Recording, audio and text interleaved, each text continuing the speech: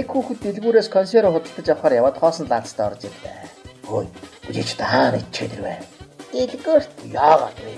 Дэлгүүрээс худалдаж тавьсан чинь консервын дээр энд онгойлгоно гэсэн бичиг байсан.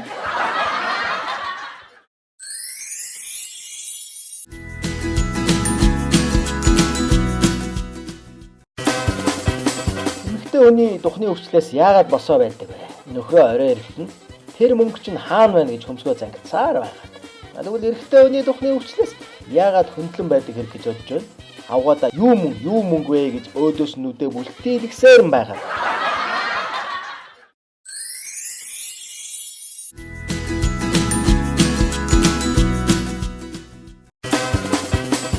Бог чи ярин яасан задарсан тарих вэ? Баян л бэлхүүснээс дагуур юм ярих юм аа?